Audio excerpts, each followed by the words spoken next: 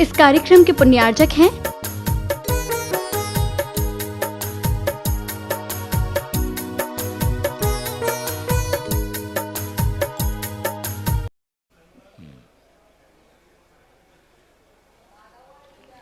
सभी श्रोतागण एवं जिज्ञासु पूज्य श्री को नमोस्तु करें।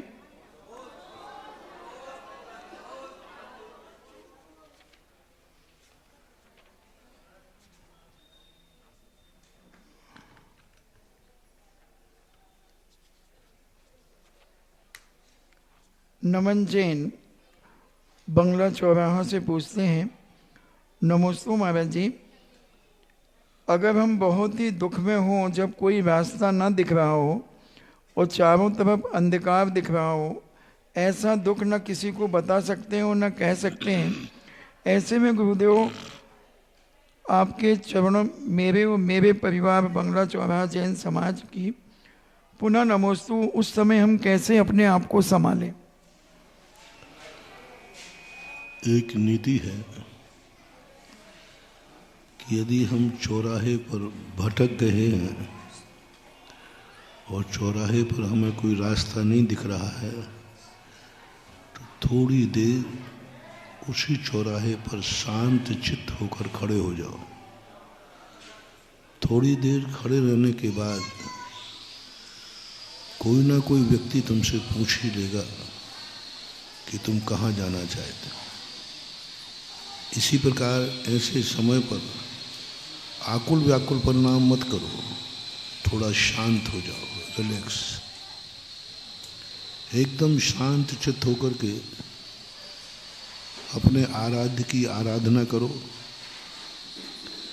अपने किए हुए पूर्व के पापों का चिंतन करो और विचार करो कि हमने जरूर किसी की जिंदगी में अंधेरा किया होगा, हमने जरूर किसी की ज़िंदगी में कभी ऐसा परेशान किया होगा कि उसको कोई रास्ता नहीं सूझ रहा होगा। इसलिए यह मेरा कर्म का उदय आया है। मैं अपने कर्म को महसूस करता हूँ कि मैंने गलत किया और भविष्य में किसी की ज़िंदगी में अंधेरा नहीं करूँगा। ऐसा पश्चाताप करते हुए थोड़ी देर के लिए, 1 दिन, 2 दिन, 4 दिन, 8, 15 दिन और ज़्यादा है तो 6 महीने, यदि आपका बड़ा कोई कार्य है तो 6 महीने के लिए आप बिल्कुल कुछ भी मत चलिए, कुछ मत करिए। शांत होकर के अपनी आलोचना, भविष्य का प्रत्याख्यान, इसके बाद नियम से कोई ना कोई कर्म में तब्दील आएगी और आपकी ज़िंदगी में धीरे धीरे उजेला चालू होने लग जाएगा। ऐसे उजेला होगा जैसे प्रातः काल का अंधेरा धीरे धीरे पौ फटने तक कम होता जाता है। अक्षय जैन खोरई से पूछते हैं, नमोस्तु महाराज जी, अगर परिवार में मरण आदि हो जाता है तो 3 दिन के बाद मंदिर में जाकर के भाव पूजा आदि पढ़ सकते हैं क्या? मंदिर की मर्यादा के अंदर, मंदिर की सीमा है, उसके अंदर आप पढ़ सकते हैं, भाव से कोई बाधा नहीं।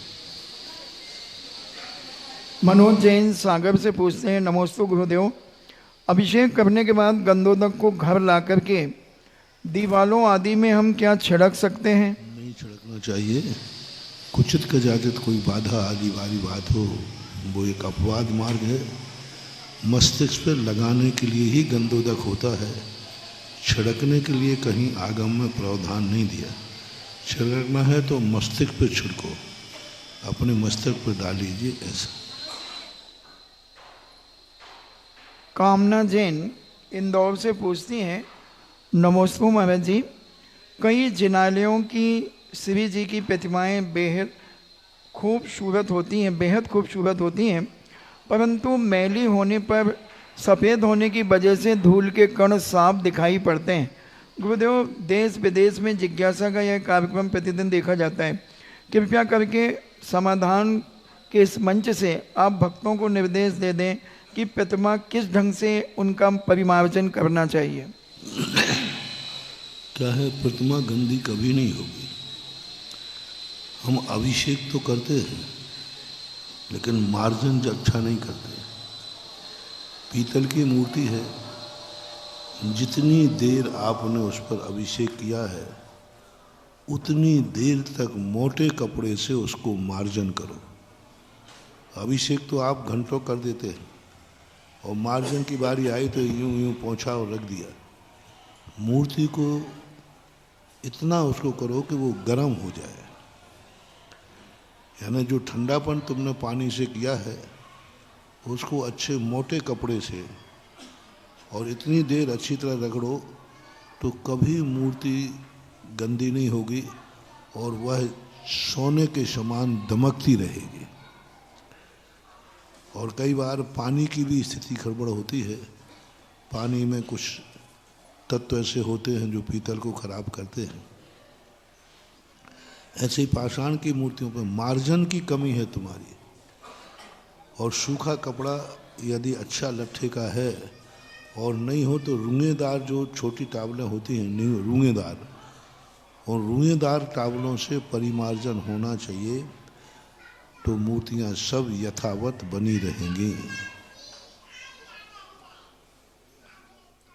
रानी जैन उज्जैन से पूछती हैं, नमोस्तु महाराज जी, हम लोग दशलाक्षण पर्व में त्याग धर्म के दिन धूप दशमी के दिन सभी मंदिरों में धूप खेने के लिए जाते हैं, तो हम लोगों को वाहन से जाना पड़ता है क्योंकि मंदिर बहुत दूर दूर होते हैं, तो इसमें कोई दोष लगता है?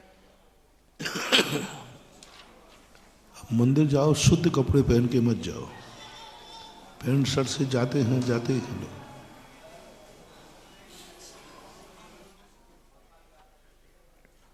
अभिपिता जैन खांदला से पूछती हैं, नमोस्तु महाराज जी, क्या भवनत्व के जो देव हैं इनको कुदेव क्यों कहा जाता है?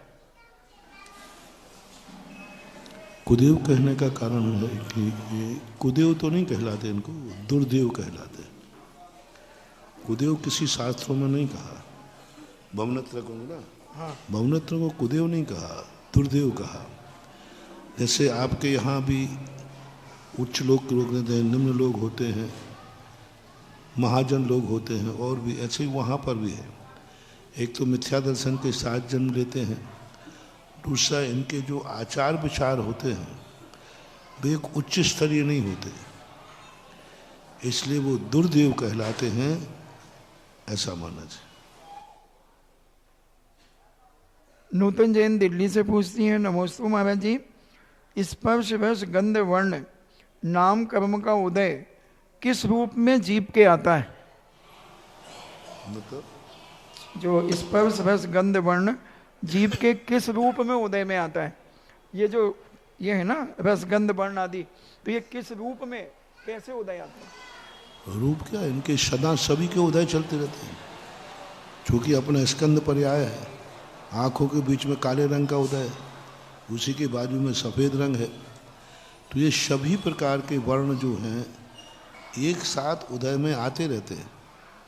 वर्णों में ऐसा नहीं है कि एक समय में एक ही वर्ण उदय में आएगा।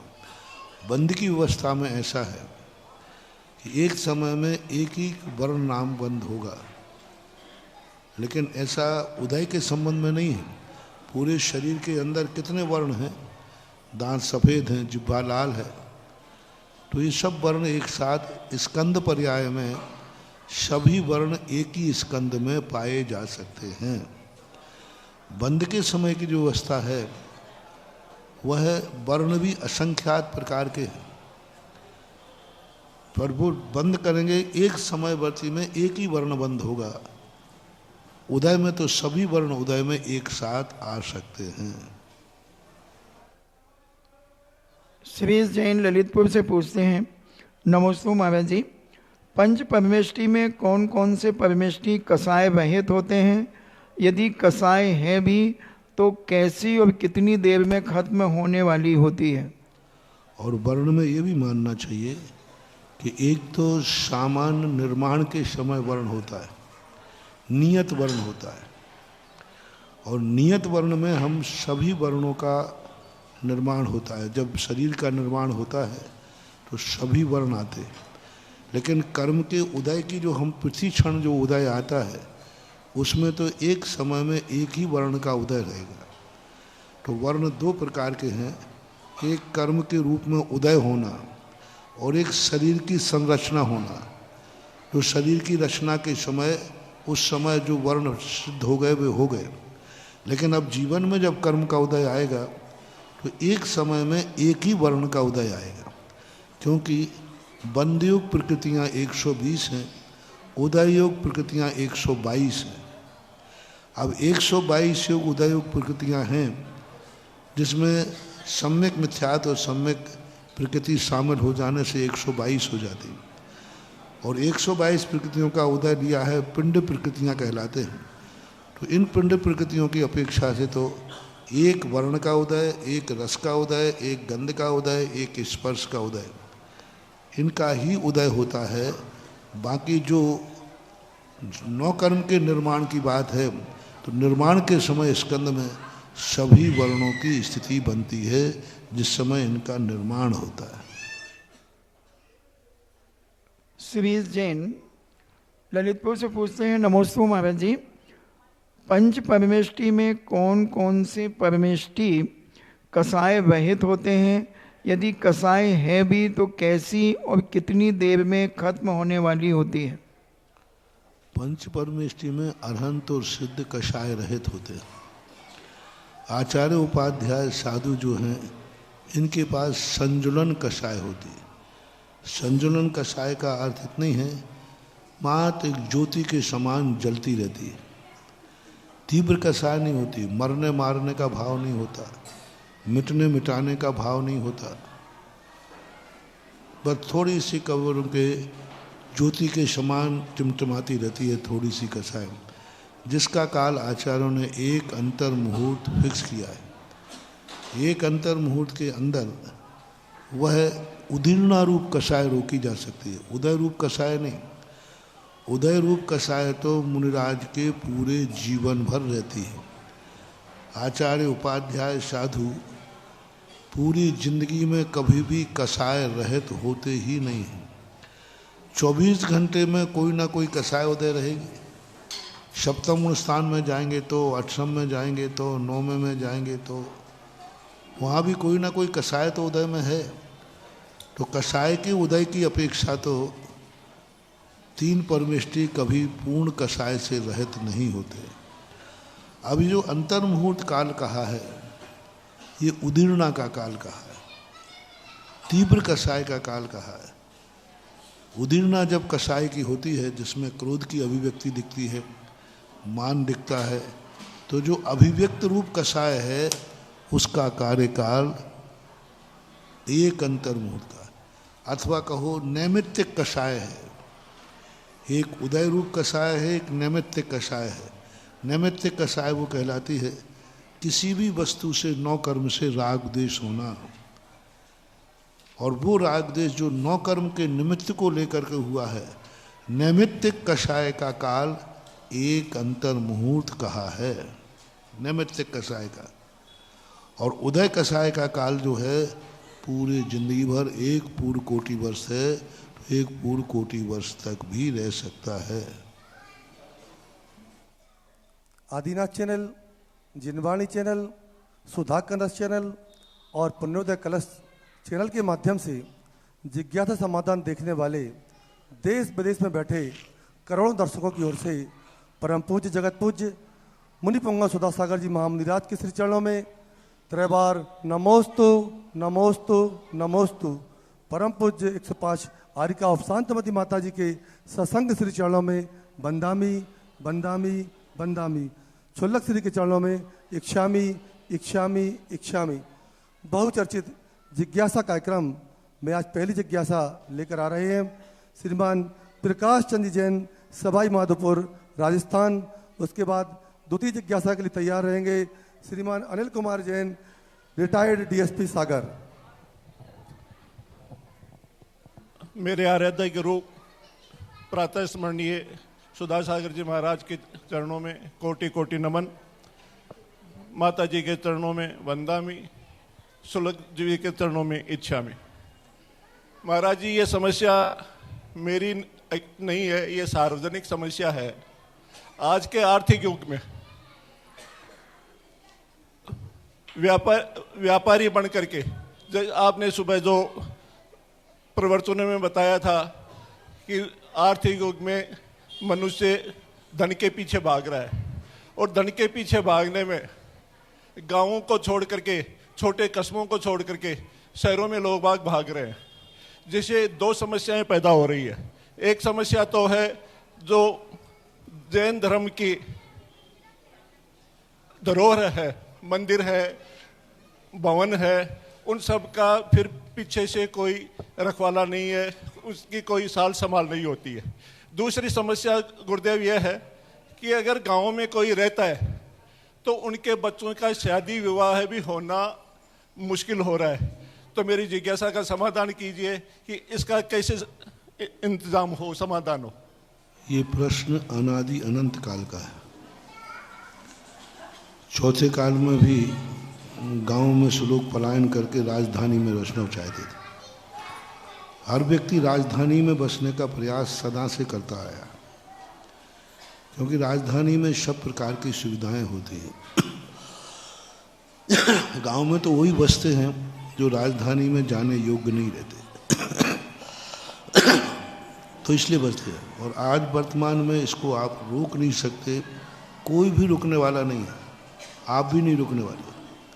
यदि आपको शहर में रहने का मौका मिले और सारी सुविधाएं मिले तो आप ना तो मंदिर देखेंगे, ना धर्म देखेंगे, आप अपना आवास देखेंगे। गांव की तो छोड़ो, शहरों की हालतें हो गई।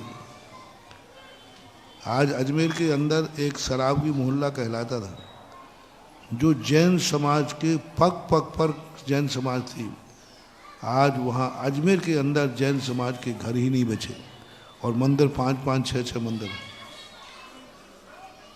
और कहीं क्यों जाते, जहाँ सागर में बैठे यहीं देख लीजिए, बड़ा बाजार। बड़ा बाजार एक समाज का बहुत बड़ा गढ़ माना जाता था। चौधरभाई के मंदिर के चारों तरफ जैनियों के अलावा कोई था ही नहीं। और आज उन्हें एडिना बता रहे थे हम 15-20 घर बचे। अभी कल हम बड़े बाजार की तरफ गए, यहाँ बड़े मंदिर की तरफ, घटिया गाल, वहाँ भी सारे जैनी भरे पड़े थे, लेकिन अब गाड़ियाँ सब खाली हुई। तो अब यहाँ सागर की समाज ही बड़े बाजार में रहना पसंद नहीं करती। क्यों? यहाँ गलियाँ छोटी हैं, पार्किंग की व्यवस्था, सब स्टैंड, सब कॉलोनियों की तरफ। शहर छोड़ के नहीं भागे हैं, सब यहीं, लेकिन सब कॉलोनियों में चले गए। एक युग का परिवर्तन होता है। पहले गली में मकान होना सबसे अच्छा माना जाता था। जितनी छोटी गली होगी बड़े आदमी की, उतना ही अच्छा माना जाता है, वो सुरक्षित है।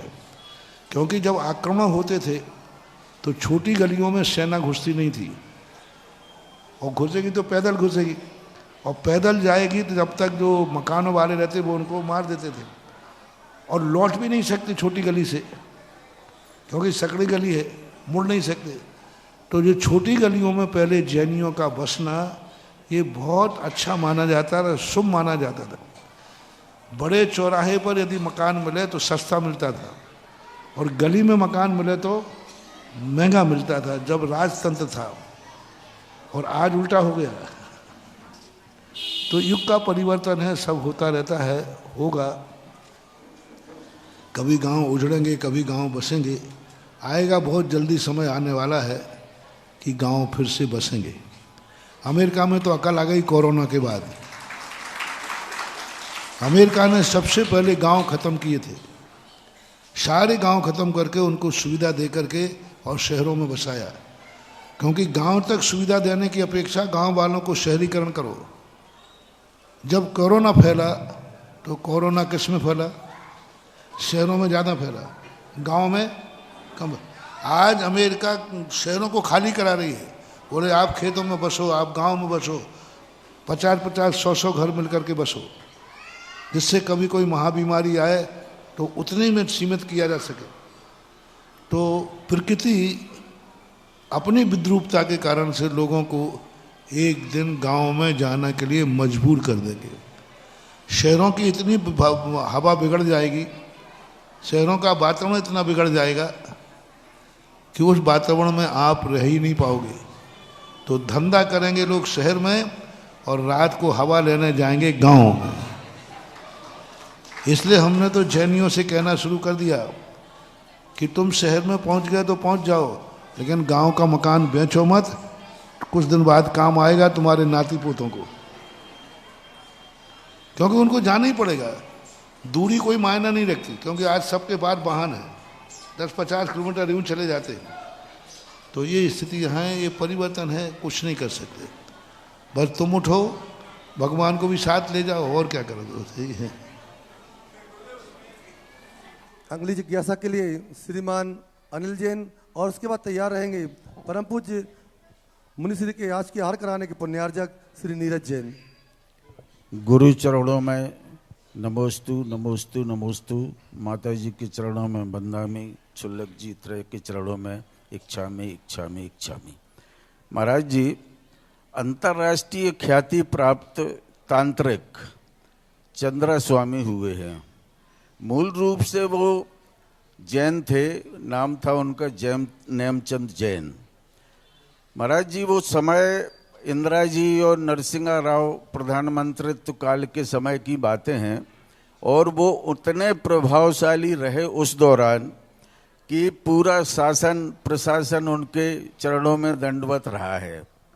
तो महाराज जी मेरा प्रश्न ये है कि क्या जैन सिद्धांत में ऐसी व्यवस्था है कि ये तांत्रिक विद्याएं सीखी या उनने सीखी होंगी?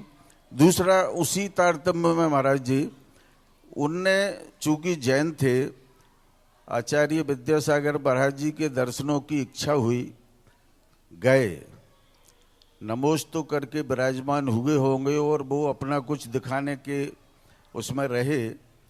वहाँ जब उनने देखा कि जिन विद्याओं को हम सिद्ध करना चाहते हैं वो तो सारी उनके चरणों में विराजित हैं, तो वो सिर्फ नमोस्तु कर सके और वापस चले आए। अब सवाल ये है कि हम लोगों की तो दिव्य दृष्टि ऐसी बची नहीं, तांत्रिक हम लोग हैं नहीं, तो आपके चरणों में जो जो ये सब विराजित होते हैं ये हम लोग कैसे देख पाएंगे? और महाराज जी दूसरी बात कि जब आप आशीर्वाद देते हैं तो उनको भी मिलता होगा जैसा हम लोगों को मिलता है।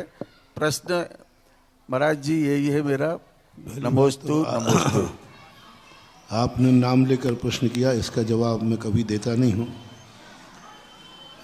इसलिए नाम वाले जवाब पर तो मेरे पास कोई उत्तर नहीं है, क्योंकि किसी नाम वाली व्यक्ति पे हम कोई भी आंसर नहीं देते। रही बात जैन दर्शन के तांत्रिक की, तो जैन दर्शन पूर्णतः तंत्र विद्या पर आधारित है। जैन दर्शन में तीनों विद्याएं हैं, तंत्र, मंत्र और यंत्र। यंत्र जो है ये यंत्र विद्या है, ये यंत्र कहलाता है। और मंत्र जो है हमारी ध्यान शक्ति कहलाती है। और तंत्र जो कहलाता है, ये जितनी भी पूजन पद्धतियां हैं ये सब तंत्र विद्या के अंतर्गत आती है। जैन दर्शन के बाद वो तंत्र नहीं है जो मात्र राजनेताओं को प्रभावित करे, और जैन दर्शन के बाद वो तंत्र नहीं है कि एक दिन तो आकाश में छुए और दूसरे दिन पोल पट्टी खुल जाए तो धूल में मिल जाए। ये तंत्र विद्याएं जो हैं है ही नहीं। जिस ढंग से तंत्र विद्या का प्रोपोगंडा किया जाता है, तंत्र विद्या प्रोपोगंडा करने वाली नहीं है। तंत्र विद्या झाड़ा फूंकी नहीं है। दंत विद्या किसी को परेशान करने वाली नहीं है। तंत्र विद्या एक उतनी ही बड़ी साधना है जितना कि समय सार की साधना है। समय सार पूरा तंत्र विद्या पर आधारित है, पूरा तंत्र विद्या पर आधारित है, पूरा समय सार। क्योंकि समय सार में कथित वस्तु हमारे ज्ञान के साक्षात का विषय नहीं है आज, और आज हम उनको साक्षात अनुभव में करते हैं, आज उसका हम ध्यान करते हैं, तो वह तंत्र विद्या के अंतर्गत हम उसको सिद्ध कर लेते हैं। आज भगवान की मूर्ति का हम दर्शन करते हैं, तंत्र विद्या है पूरी। तंत्र विद्या के माध्यम से हम भगवान से ऐसी शक्तियाँ पा जाते हैं जो कि मंत्रों से भी प्राप्त नहीं होती। आशीर्वाद एक तंत्र विद्या है, मंत्र विद्या नहीं है ये। आशीर्वाद मंत्र विद्या नहीं है, तंत्र विद्या है। और आशीर्वाद से लोगों के ऐसे बड़े बड़े काम हो जाते हैं जो बड़ी बड़ी मालाओं से भी नहीं होते। वह फर्क है कि दुनिया ने तंत्र विद्या को लोगों को वश में करना, लोगों को डराना, लोगों को प्रभावित करना, इन सब में इसको जिताना, इसको हराना। जो पार्टी हमें मानती है उसको हराना, जिताना है, जो नहीं मानती उसको हराना है। ये तंत्र विद्या नहीं है। तंत्र विद्या वो कहलाती है वसुदेव कुटुंबकम। तंत्र विद्या में हार जीत करने वाला कभी तांत्रिक नहीं हो सकता। किसी को सुखी दुखी करने वाला तांत्रिक नहीं होता। कोई ऐसी विद्या के माध्यम से प्रभावित करने का, किसी को संमोहित करने का काम तांत्रिक का नहीं होता। ये निकृष्ट विद्या कहलाती है, विद्या का अपमान कहलाता है। ऐसी विद्या व्यक्ति का अंत का नाश कर देती है। जिस तांत्रिक विद्या में हम किसी को वश में करें, किसी को आकर्षित करें, किसी को परेशान करें, किसी की निब्बू मूर्छी लगा दें, किसी के ऊपर कुछ करें, ये तंत्र विद्या का स्वरूप नहीं है। जैन दर्शन ने तंत्र विद्या एक उतनी ही बड़ी साधना है जितनी कि मंत्र विद्या है। जैन दर्शन का पूरा ध्यान प्रयत्न तंत्र विद्या पर आधारित है। पूज्यवर ज्ञान सुभचंद्र महाराज ने पूरा ज्ञानार्णव तंत्र विद्या के ऊपर लिखा हुआ है। और उसमें ऐसी स्थिति बना दी कि व्यक्ति इसी शरीर में बैठा हुआ सिद्ध भगवान का अनुभव करता है, इसी शरीर में बैठा हुआ। जैसे तांत्रिक लोग कहते हैं हम तुम्हें यहाँ बैठा बैठे और एक सूक्ष्म शरीर में भेज देते हैं। तो जैन तंत्र विद्या को लोगों ने बदनाम कर दिया। इसीलिए बदनाम कर दिया कि उसको राजनीतिक धूप दे दिया। राजनीतिक धोख दे रहा है, समझ लेना वहाँ तंत्र विद्या की सही स्थिति नहीं है। क्योंकि कोई भी राजनीतिक धोख दे रहा है वो अपने स्वार्थ से दे रहा है, हार जीत के लिए दे रहा है, अपने घोटाले को ठीक करने के लिए, अपनी किसी समस्या को समाधान करने के लिए किसी भी चीज़ पर विचार कर रहा है। गंदी राजनीति होती है। तो अच्छे राजा होते थे, वे कभी अपने गुरु का प्रयोग, तंत्र का विद्योग युद्ध में नहीं करते थे। रामचंद्र जी ने अपने जीवन में कभी गुरु की दी हुई विद्या का प्रयोग युद्ध में नहीं किया। दुर्योधन ने अपने गुरु का उपयोग किया, रामचंद्र जी ने अपने गुरु को कभी युद्ध में नहीं कूदा डाला। तो ये तंत्र विद्या को जिससे तुम लोग तंत्र विद्या कहते हो, वो तंत्र विद्या नहीं है। ये विद्या एक प्रकार की शाब्दिक शास्त्री पढ़ करके और अपने आप में कर लिया, वो जीवन का अंत अच्छा नहीं करती और ना ही दूसरे को सुखी करती। और ऐसी तंत्र विद्या के चक्कर में जो पड़ जाते हैं, अंत में वो ठगे के ठगे रह जाते हैं, कुछ नहीं मिलता है। तंत्र विद्या कभी भी ऐसा नहीं करती है कि कोई मूर्ति को दूध पिला दे। तंत्र विद्या को तुमने कह दिया मूर्ति को दूध पिला दिया तांत्रिक ने। कौन से तंत्र विद्या में लिखा है कि दूध पी लेती है मूर्ति? अब तुम इसको तांत्रिक तंत्र कहो। जब मैं किशनगढ़ में था, किसी ने कहा किसी तांत्रिक ने एक मूर्ति को, किसी संप्रदाय विशेष की मूर्ति को दूध पिला दिया। मुझे उस समय बुखार में था मैं। किसी ने कहा महाराज जी फलानी मूर्ति दूध पी रही है।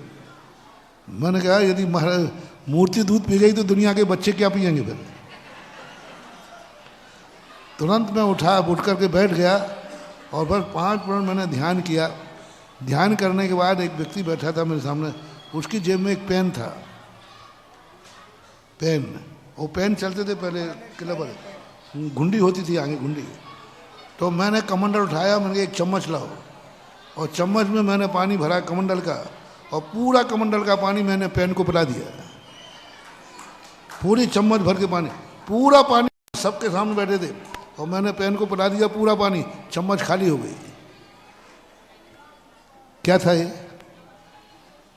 अब हल्ला हो गया वहां पर, महाराज जी का पेन भी पानी पी रहा है।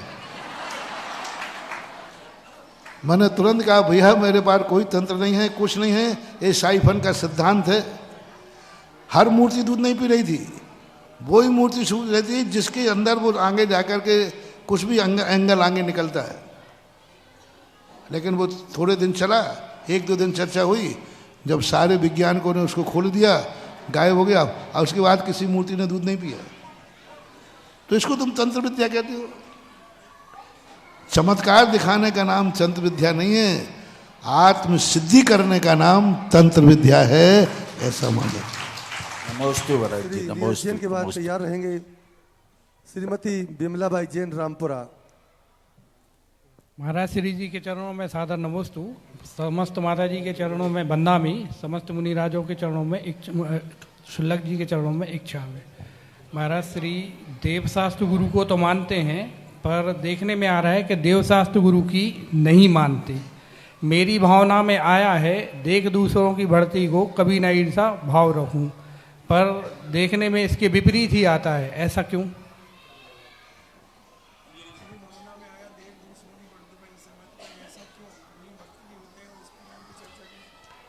ये मुनि भक्त नहीं होते हैं, ये स्वार्थ भक्त होते हैं। इनको जहाँ मैचिंग कर जाए तो ये गधा को भी बाप कह देते हैं, और जहाँ मैचिंग नहीं करे तो बाप को भी गधा कह देते हैं। ये नहीं, ये सब मुनि भक्त। मैंने एक दिन कहा था ना, मुनि भक्तियों में आजकल पाखंड बहुत हो गया। सही मुनि भक्त जो होता है वो कैसी भी परिस्थिति में हो, आज यदि तुम किसी भी मुनि भक्त को अभी हाल थोड़ा सा डांट दो, थोड़ा सा कुछ कह दो, वो कल से उन्हीं मुनि को जिनकी पूजा करता है उन्हीं को गालियाँ देते मिलेगा। और थोड़ा सा प्रशंसा कर दो तो वो आकर के साष्टांग नमस्ते कर लेगा। तो मुनियों का स्वरूप नहीं है ये, मुनि भक्तियाँ नहीं है, ये सब स्वार्थ की लीला है। और ये ऐसे लोगों को ना तो कोई पुण्यबंध होता है, ना ये किसी के गुरु, इनके कोई गुरु हैं, ना इनके कोई चेला हैं। जहाँ उनके गल जाए सो चेला हैं, और जहाँ नहीं गले तो कुछ नहीं। ये सब चलता है। श्रीमती बिमला जैन रामपुरा। इनके बाद तैयार रहेंगी व्रती श्राविका श्रीमती बिमला जैन ग्वालियर।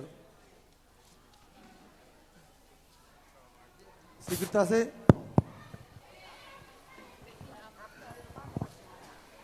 गुरुवर के चरणों में नमोस्तु नमोस्तु नमोस्तु। माता जी के चरणों में वंदामी वंदामी वंदामी। छुल्लक जी के चरणों में इच्छामी इच्छामी।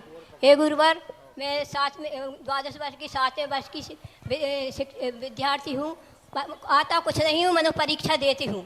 हे गुरु, मेरी जिज्ञासा है कि मेरे बांसपूज मंदिर में भक्तांबर जी के दीपक जलाए जाते हैं 8 बजे से 8:30 बजे तक, और हमारी 5वीं प्रतिमा है, क्या हम जला सकते हैं?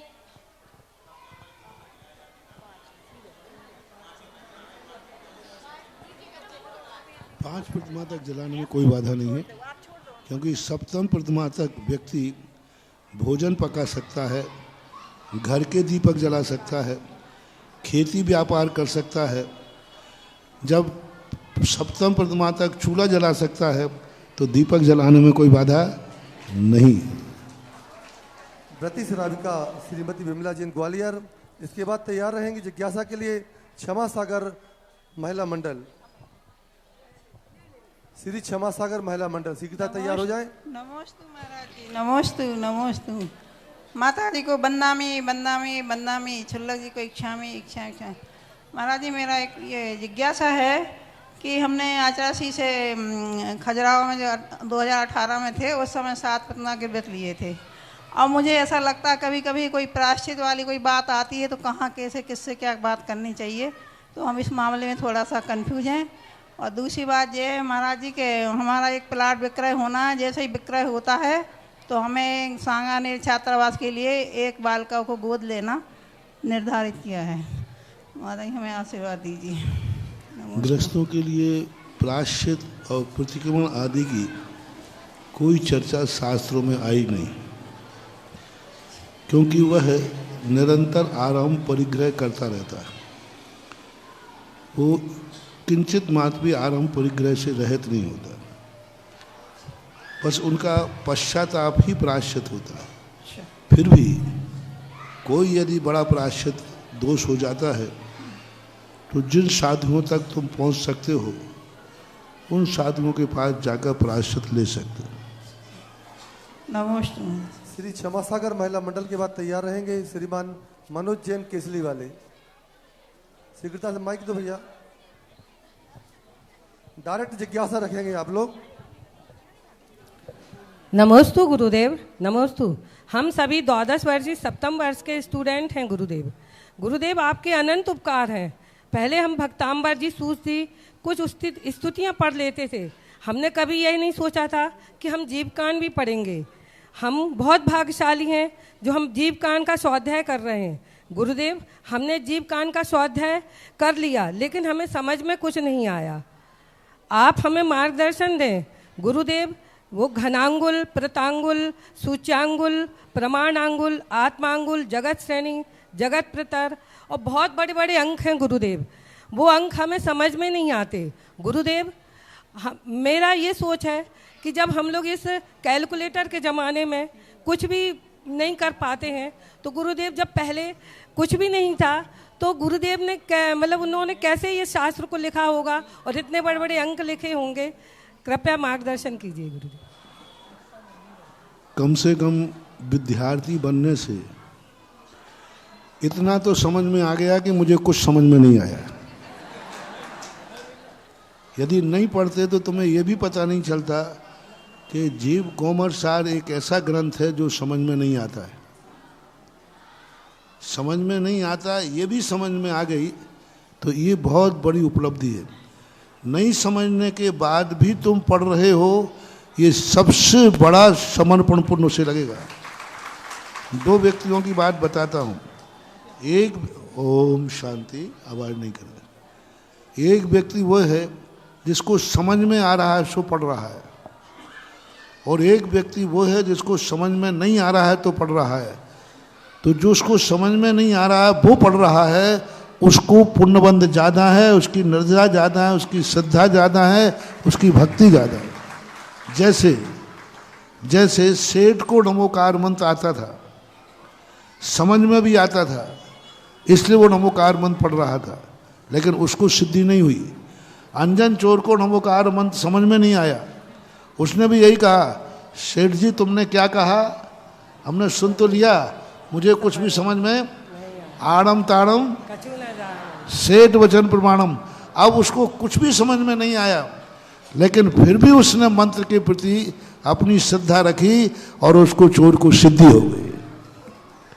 इसी प्रकार समझ में सभी से मेरा कहना है, पढ़ते समय ये मत सोचो कि तुम्हें कितना समझ में आ रहा है। पढ़ते समय सोचो कि मैंने पढ़ने का प्रयास किया है। आगे बढ़ते समय ये मत सोचो कि हम मंजिल पर पहुंच पाएंगे या नहीं। ये सोचो कम से कम एक कदम हमने चलने का साहस किया है। सफलता मिलना नहीं मिलना बात की चीज़ें, कम से कम इसने साहस तो किया है।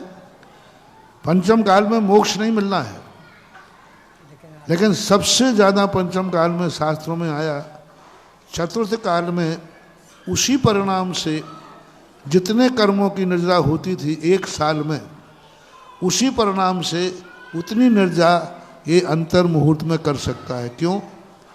क्योंकि उनके सामने सब कुछ था, मोक्ष था, निमित्त ज्ञानी थे, केवल ज्ञानी थे। आज पंचम काल में अंधेरी रात है, शक्ति है नहीं, कुछ भी समझ में आता नहीं है, फिर भी वो कह रहा है नहीं, यही जैन धर्म सच्चा है, यही देव सच्चे हैं, इसकी श्रद्धा ज़्यादा है। उनको सामने साक्षात तीर्थंकर दिख रहे थे, हमें तो कुछ भी नहीं दिख रहे, फिर भी हम कहते नहीं यही सच्चा मार्ग है, यही सच्चा देव है, यही सच्चा गुरु है, यही शास्त्र है। आज मुनि कुछ भी इनको मालूम नहीं है कुछ भी, फिर भी कहते नहीं यही रत्नत्रय मोक्ष मार्ग है और यही जीवन के लिए करने योग्य है। तो इसमें समर्पण ज़्यादा है। इसलिए जिनको समझ में नहीं आ रहा है वे जरूर 12 वर्षीय कोर्स पढ़ना चालू करें। किनको? जिनको समझ में आ रहा हो वो पढ़े या नहीं पढ़े उनकी मर्जी है, लेकिन जिनको कुछ भी समझ में नहीं आ रहा है वे जरूर पढ़ना शुरू करें। जैसे संतोष पटना वाला, इसको कुछ समझ में नहीं आता, इसलिए मैं इससे कह रहा हूँ कि तुम स्वाध्याय शुरू कर दे और बाद में कहना महाराज मैंने पढ़ लिया लेकिन मुझे समझ में। नहीं आया, कोई बात नहीं, चलेगा। उसमें अपनी श्रद्धा और पुरुषार्थ जागता है कि हमारा समर्पण कितना है। बिना समझे हुए भी हम पढ़ने का प्रयास कर रहे हैं, ये अंजन चोर जैसी सिद्धि का कारण बन जाएगा। गुरुदेव आप हमें एक ही जिज्ञासा, बहुत सारी जिज्ञासा हैं। जिज्ञासा रखेंगे मनोज जी केसली वाले। और जो आपने अलौकिक गणित की बात कही, ये अलौकिक गणित कहलाते हैं। ये अलौकिक गणित केवल ज्ञानी के द्वारा ही बताए गए। आचार्यों ने तो भगवान के द्वारा कही हुई वाणी को लिपिबद्ध किया है। कोई भी साधु उस श्रेणी, जगत श्रेणी, घनांगोल के असंख्यात विभाग आदि इन प्रमाणों को वो स्वयं प्रत्यक्ष नहीं जानते, केवल ही भगवान के द्वारा कथित है, उन्होंने उसको लिपिबद्ध किया है। जिज्ञासा रखेंगे मनोज जी केसली और उसके बाद तैयार रहेंगे श्री रामदयाल जी जैन, जो कि हमारे बीच शिवपुरी से आए हैं और गुरुवर के अनन्य भक्त हैं। वो अपनी जिज्ञासा उसके बाद रखेंगे। मेरे गुरुदेव, मेरे भगवान जगत पूज्य श्री सुधा सागर जी महाराज जी के चरणों में त्रैवार नमोस्तु नमोस्तु नमोस्तु एवं आरिका माँ के चरणों में त्रैवार वंदामी वंदामी वंदामी एवं क्षुल्लकत्रय मुनिराजों के चरणों में त्रैवार इच्छामी इच्छामी इच्छामी। हे गुरुदेव, मैं बहुत दिनों से इस अवसर की प्रतीक्षा कर रहा था कि एक बार आपके चरणों में आकर अपनी बात रख सकूं। मैंने अपने जीवन में पहली बार आपका शिविर अटेंड किया और उस शिविर में मुझे जो अनुभूति हुई उसे मैं शब्दों में तो नहीं कह सकता, परंतु मैं कई बार सोचता था कि एक बार मैं जरूर आपके चरणों में आऊँगा, परंतु गुरुदेव कुछ पुण्य का अभाव रहा कि नहीं आ पाए। हे गुरुदेव, मेरी यह जिज्ञासा है गुरुदेव कि छल कपट और मायाचारी में क्या अंतर होता है, और छल कपट और मायाचारी करने वाले किसी का भी भविष्य और वर्तमान दोनों बिगाड़ देते हैं, तो ऐसे लोगों के साथ क्या होना चाहिए? मायाचारी शब्द जो सैद्धांतिक शब्द है, छल कपट जो चरणानुयोग का शब्द है, चरणानुयोग में उसे छल कपट कहते हैं, सिद्धांत ग्रंथों में उसे मायाचारी कहते हैं, माया कसाई कहते हैं। वही उनकी अभी मायाचारी का जब उत्कृष्ट रूप होता है, मायाचारी जब पूर्ण चरम सीमा पर होती है तो छल कपट चालू हो जाता है। एक मायाचारी कसाय होती है जो हमेशा बनी रहती है। जैसे मान लीजिए, देखो वो भी मायाचारी है। आप सामान्य रूप से बैठे थे, जैसे चार लोग आए आप सावधानी से बैठ गए, तो ये भी माया कसाय है, आप में सहजता नहीं रही, तो ये भी माया कसाय है। और जब दूसरों को धोखा देने की बात आती है तो वो छल कपट रूप आता है। छल कपट में कोई व्यक्ति किसी को फंसा नहीं पाता, कितने ही षड्यंत्र रच ले, दिखता जरूर है कि छल कपट में सामने वाला फंस रहा है, अंत में छल कपट करने वाला ही विनाश होता है। हमने तो शास्त्रों में जितने शास्त्र पढ़े, जितने छल कपट किए हैं, अंत में उसी जाल में वो फंस करके मरते हैं। मकड़ी जैसे होती है, मकड़ी का उदाहरण मायावी छली कपटी लोगों को दिया जाता है, जो दूसरों को जाल बुनते हैं, एक दिन ठीक उसी जाल में स्वयं फंसते हैं। जो मायाचारी दूसरों के साथ की थी, वही मायाचारी दूसरा उनके साथ करता है और उसी में उनका विनाश होता है। बाकी छली कपटी तो सदा से रहे हैं, रहेंगे। वो समझाने से नहीं चेतते हैं। जब स्वयं वो मकड़ी उसी जाल में तड़प तड़प के मरती है, तब मकड़ी को आता होगा कि मैंने जाल बुनकर गलती की। तो छली कपटी लोग तो जब इनको कर्म सजा देगा, जब ये खुद फंसेंगे उसी जाल में, तब जाकर के उनको अकल आएगी, अन्यथा अकल आने वाली नहीं है। सभी से अनुरोध है कि अपनी सीधी जिज्ञासा रखें। गुरुवर को एक बार नमोस्तु करते हुए सीधी आप जिज्ञासा रखें। जिज्ञासा रख रहे हैं शिवपुरी श्री गुरुवर के अनन्य भक्त श्रीमान रामदयाल जी, और उसके बाद तैयार रहेंगे गोपालगंज से मयूर जी सत भैया। गुरुवर के चरणों में बारंबार त्रिबार हे गुरुवर नमोस्तु नमोस्तु नमोस्तु। संघ के चरणों में नमोस्तु नमोस्तु नमोस्तु। आज हम सब शिवपुरी से लेट हो गए चलते चलते, लेकिन किस्मत में हमारी दर्शन थे। सभी आ गए यहाँ। जिज्ञासा रखें भैया सीधी। अपनी जिज्ञासा रखने, एक मिनट। परम पूज्य गुरुवर के प्रवचन के लिए हम सपरिवार बैठ करके आत्मसात करते हैं और जीवन हमारा पूरा संतों की सेवा में चला गया।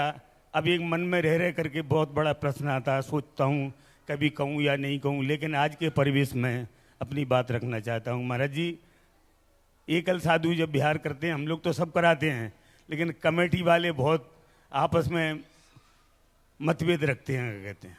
जी वाला प्रश्न है महाराज जी, उसके लिए थोड़ा संदेश क्लियर संदेश। देखो, व्यवस्थाओं की दृष्टि से एकल विहार के लिए कमेटी उन्हीं साधुओं की प्रति करती है जो एकल विहार करने के बाद भी, पहली बात करना नहीं चाहिए, उसके बावजूद भी उनके आचरण शुद्ध नहीं होते, उनकी क्रियाएं शुद्ध नहीं होती, उनके कई प्रकार के अपवाद उनकी जिंदगी में आ जाते हैं। इसलिए समाज डरती है। समाज में, शास्त्रों में दो प्रकार के एकल विहार कहे गए। पहली बार, एकल विहार का किसी भी शास्त्र में कहीं निषेध नहीं आया। एक ही बात लिखी, मुनि साथ में व एक विचरें, चाहे नहीं भव सुख कदा। अकेले विचरण करें चाहे साथ में, शर्त है कि वह भव कदा, संसार की इच्छा रखने वाला ना हो, शीतलाचारी ना हो। दूसरी बात, भट्टकेर आचार्य महाराज ने, कुंदकुंद स्वामी ने जो बात कही है, उन्होंने कहा है ओम शांति। एकल विहार करने वाला व्यक्ति कैसा होना चाहिए, उसके लक्षण उन्होंने दिए। साहसी हो, अपने वृत्तों के प्रति दृढ़ हो, विपरीत वातावरण में भी अपने आप को प्रसन्न भाव रखने वाला हो, अपने इंद्रियों पर विजय प्राप्त करने वाला हो, तत्व ज्ञानी हो और अपने लक्ष्य को ही सदा ध्यान में रखता हो, नैमित्तिक दृष्टि कम हो, उपादान दृष्टि ज़्यादा हो। ऐसे 8-10 विशेषण दिए। यदि वो विशेषण को लेकर के कोई एकल विहार करता है, ऐसी बात नहीं है। बहुत सारे एकल विहार साधुओं का समाज में सम्मान है, लेकिन सभी एकल विहारियों का सम्मान नहीं होना चाहिए, ये भी कह रहा हूँ। आज साधु एकल विहार करके समाज में पहुंच जाते हैं, कैसे अत्याचार करते हैं। चतुर्मास तुमने कराया और वहाँ से किसी लेके उड़ गए, किसी का धन लेके उड़ गए, किसी की छोरी लेके उड़ गए, कोई कुछ करके उड़ गए। तो ऐसे साधुओं के लिए क्या करना चाहिए? तो एकल विहार साधुओं को अपना आचरण इतना शुद्ध रखना चाहिए, इतना शुद्ध रखना चाहिए कि सामने वाला उनके चारित्र को देखे, एकल विहार को न देखे। आज भी श्रावक हैं, वो साधु का एकल विहार है कि दुकेला विहार है। आज साधु देखना चाहता है कि साधु को देखकर उसका मस्तक ऊंचा उठना चाहिए कि जैन साधु देख लो, त्याग करना सीखो। तो एकल विहार साधुओं को अपना चारित्र में, आज जहाँ जहाँ एकल विहार, कितनी दुर्घटनाएं होती हैं, कितने अपवाद हो रहे हैं, कितनी परिस्थितियां बन रही हैं, तो इन पर भी आपको विचार करना चाहिए। एकांत रूप से एकल विहार का समर्थन करना उचित नहीं है, क्योंकि एकल विहार से दोष होने की संभावना ज़्यादा है, निर्दोष रहने की संभावना कम है और दोष रहने की संभावना ज़्यादा रहती है। इसलिए अपन को एकल विहार का समर्थन नहीं करना चाहिए। उनको कहना चाहिए कि ठीक है, जहाँ तुम्हारी नहीं बनती है किसी दूसरे को। आज समाज भी एकल विहारी हो रही है, परिवार भी एकल विहारी हो रहे हैं। आज साधु थोड़ी सी संग में नहीं बनी, ये पीछे कमंड उठा के चल दिए, तो इससे कितना शिथिलाचार फैल जाएगा, समाज क्या करेगी फिर। तो इसलिए समाज को मैं दोष नहीं देता हूँ। यदि कमेटी मिलकर के एकल विहार का विरोध करती है तो मैं कमेटी के साथ हूँ, किसी व्यक्ति के साथ नहीं हूँ।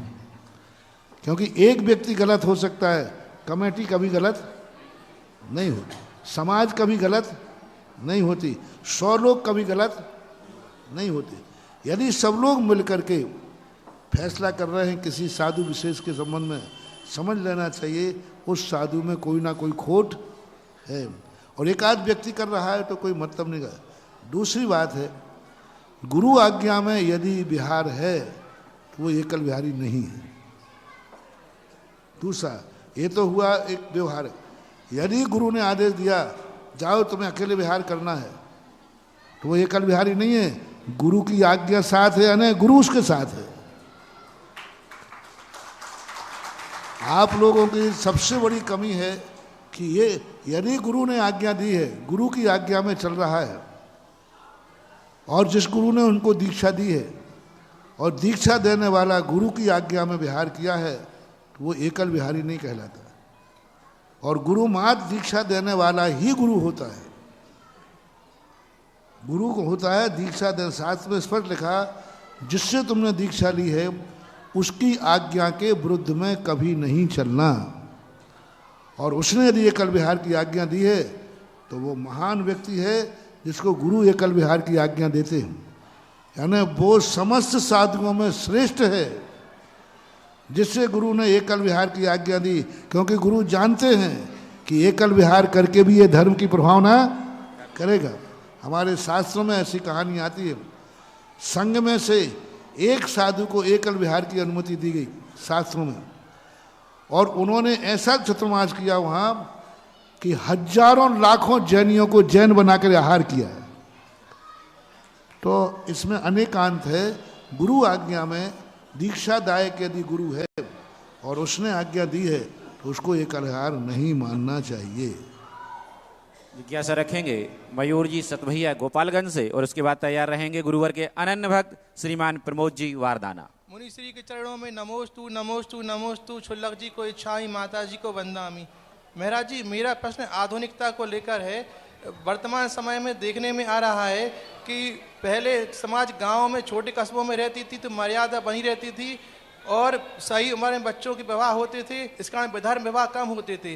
परंतु वर्तमान में देखने में आ रहा है कि समाज में विधर्म विवाह की संख्या बढ़ती जा रही है, और समाज जिन बच्चों के विधर्म विवाह होते हैं उनके माता पिता विधर्म विवाह को बढ़ावा देते हैं, और समाज के लोग भी उसमें बढ़ चढ़ कर भाग लेते हैं, प्रोत्साहन देते हैं। यहाँ तक कि समाज के प्रतिष्ठित लोग भी विधर्म विवाह को बढ़ावा दे रहे हैं समाज के आयोजनों में, मतलब विधर्म विवाह में शामिल होकर के। तो इन लोगों को क्या दोष लगेगा जो विधर्म विवाह को बढ़ावा देते हैं और उनके आयोजन में शामिल होते हैं? ये बड़ी संख्या में हो रहा है जैन समाज में। हम लोग खूब बोल रहे हैं इस पे, हम तो कम से कम इसका पालन करते हैं। ऐसे लोगों से और तो मैं कुछ कर नहीं सकता, बस मैं एक ही करता हूँ, ऐसे लोगों से आहार नहीं लेता हूँ, और क्या करेंगे। बाकी समाज की स्थिति रही तो समाज इसलिए साथ देती है कि आज हम उसका विरोध करेंगे तो कल हमारा भी विरोध होगा, क्योंकि उनके यहाँ भी गड़बड़ होने वाला है। चोर चोर मोसेरे भाई, इसलिए हर व्यक्ति डरा हुआ बैठा है, कब किसका छोकरा कब क्या कर बैठे, ये हर पिता के मन में डर बैठा है। क्योंकि आजकल जो को एजुकेशन है, हायर एजुकेशन में को एजुकेशन ज़्यादा है, और को एजुकेशन टीवी का मामला, मोबाइल से नेटवर्कों का मामला, चैनलों का मामला, ये सारी चीज़ें आज विज्ञान ने 90% वो चीज़ें दी हैं जिसको देखकर व्यक्ति के बिगड़ने की संभावना ज़्यादा है। और जब बिगड़ने, कब किस समय कौन बच्चा बिगड़ जाएगा कुछ नहीं कह सकते, क्योंकि वातावरण ही ऐसा बन गया है। अब वातावरण आजकल सुधर नहीं सकता, अब बिगड़ने वालों को जितना सुधार सकते हैं सुधर रहे हैं। बचाना चाहिए जितना बचा सकें, और बचाने का तरीका एक ही है कि अभी भी धर्म है, कम से कम ऐसे व्यक्तियों को धर्म से दूर करके, उसने तो कर लिया सो कर लिया, लेकिन उसको थोड़ा सा दंड देने से दूसरा व्यक्ति ऐसी गलती नहीं करेगा, ये बचाव हो सकता है। नमोस्तु महाराज जी, नमोस्तु। जिज्ञासा रखेंगे गुरुवर के अनन्य भक्त श्रीमान प्रमोद जी वारदाना, और उसके बाद तैयार रहेंगे प्रमोद जी जैन सेमरा वाले। मंच पर विराजमान राम लखन की जोड़ी से विख्यात मुनि श्री सुधा सागर जी और छुल्लक श्री गंभीर सागर जी महाराज जी को यथायोग्य नमन। महाराज जी, शास्त्रों में उल्लेख है कि दान दे मन हरस बिसेक है। महाराज जी, मैंने देखा बुंदेलखंड में सांगानेर संस्थान का पहले तो ज़्यादा यहाँ चर्चा नहीं होती थी, लेकिन इस चातुर्मास में सांगानेर संस्थान की बच्चों को यहाँ जब श्लोक पढ़ते सुना, देखा महाराज जी, तो मन बहुत ही प्रफुल्लित हुआ। और यहाँ के लोगों ने भले ही छोटा बड़ा जो भी दान दिया हो महाराज जी सांगानेर के लिए, लेकिन मन से दिया और लोगों को कहते सुना कि भैया पैसा दान दिया है, पैसा वसूल हो गए। तो महाराज जी सांगानेर जैसी संस्थान से आज बुंदेलखंड वालों को ईर्ष्या हो रही, हमें तो हो रही महाराज जी, इसलिए क्योंकि बरनी जी को 150 वर्ष जन्म जयंती के लिए हो गए और बरनी जी के संस्थान आज अगर अपने स्वरूप में आ जाए महाराज जी, और कमेटी के आजू बाजू खड़े इन लोगों को सद्बुद्धि अगर महाराज जी आ जाए, और सागर समाज का महाराज जी, सागर समाज का ये पूरी समाज बैठी है महाराज जी, सबका एक ही सोचना है कि सागर बरनी भवन मोरा जी संगठन जैसी संस्थान बन जाए। इसके लिए महाराज जी हम लोगों को आशीर्वाद है, आशीर्वाद चाहिए है, और महाराज जी हम लोग चाहते हैं। इसके लिए देखो, सागर और बुंदेलखंड वो उपजाऊ भूमि है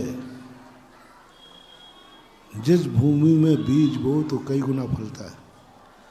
राजस्थान तो बंजर भूमि थी, बिल्कुल बंजर भूमि थी। वहाँ तो धर्म की बातें चर्चा करना, धर्म की चर्चाएं करना कोई मतलब नहीं निकलता।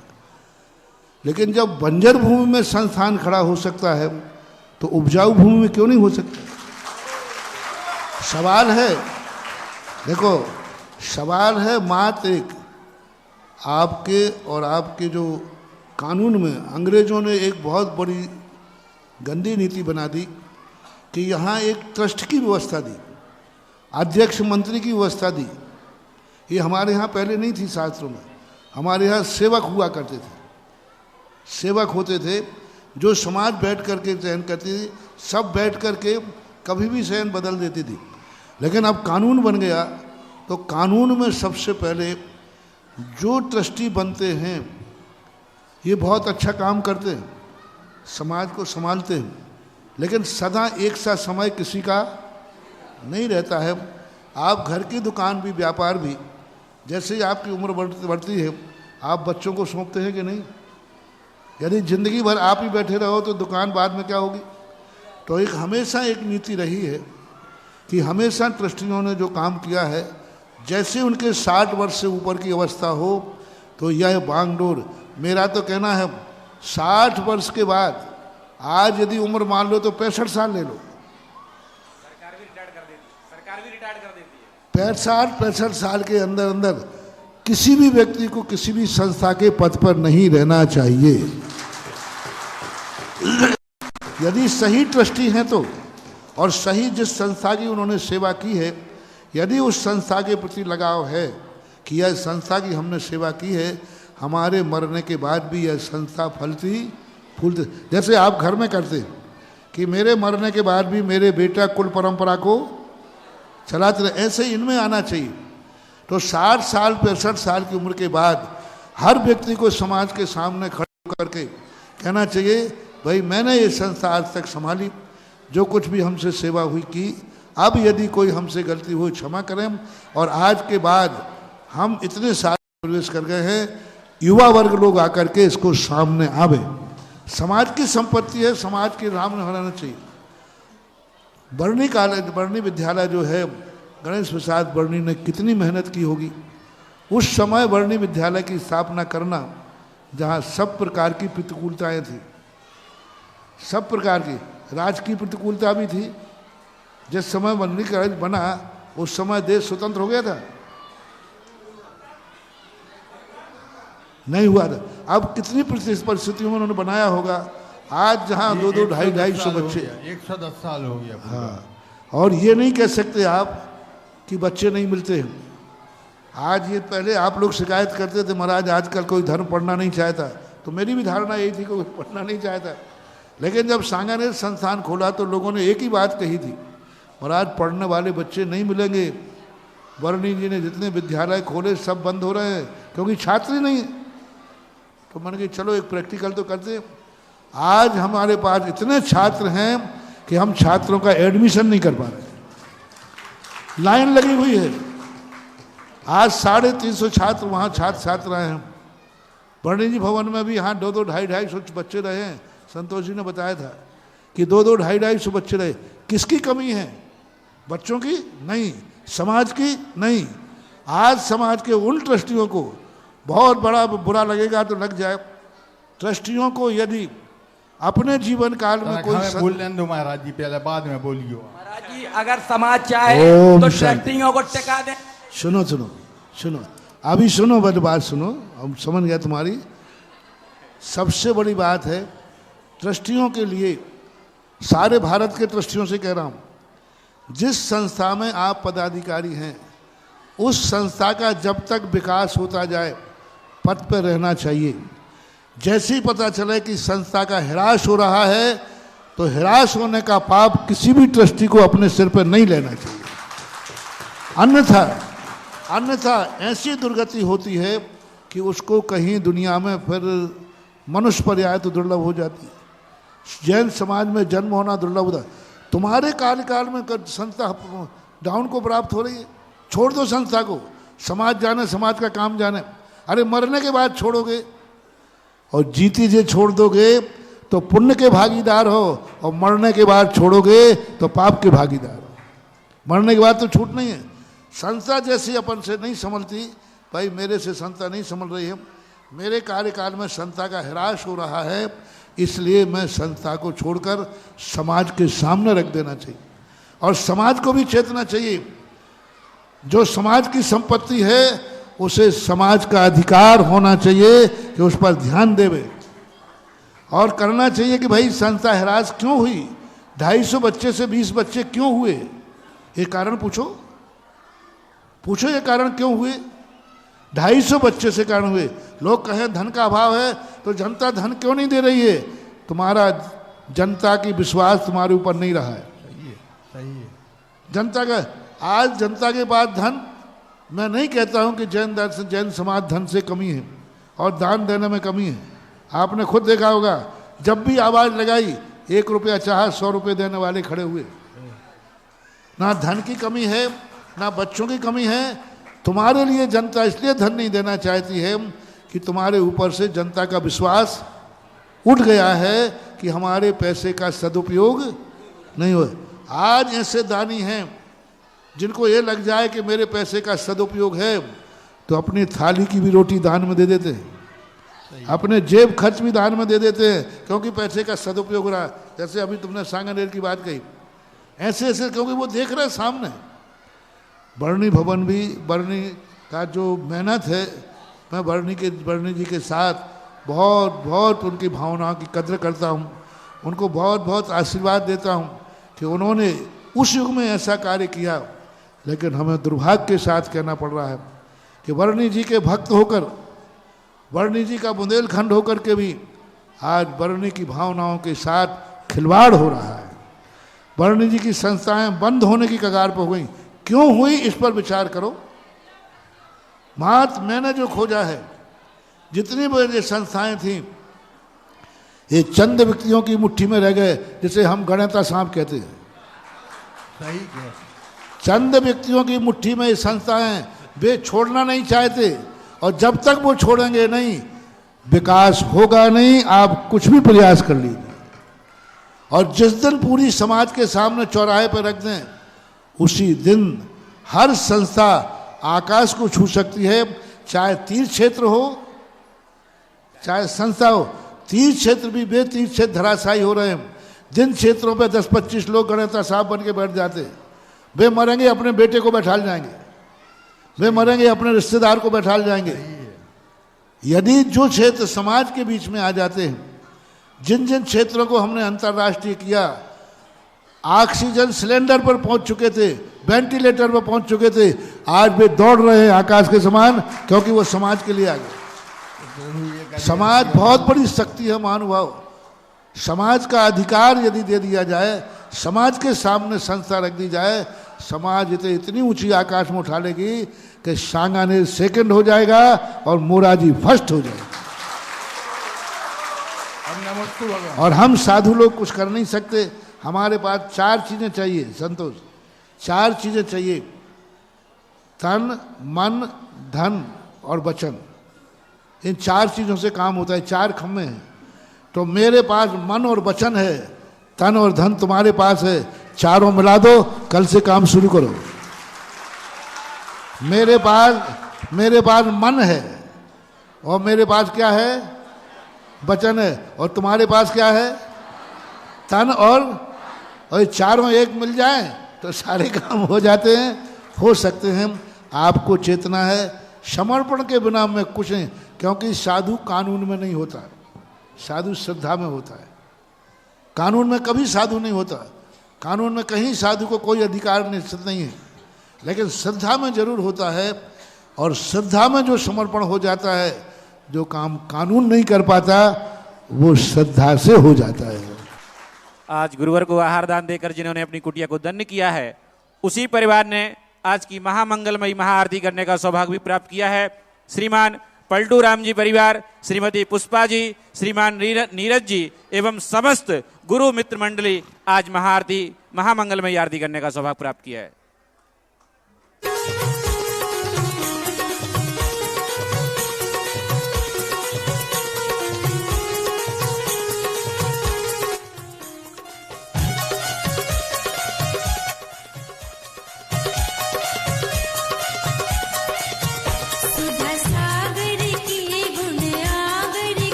आज उतारूं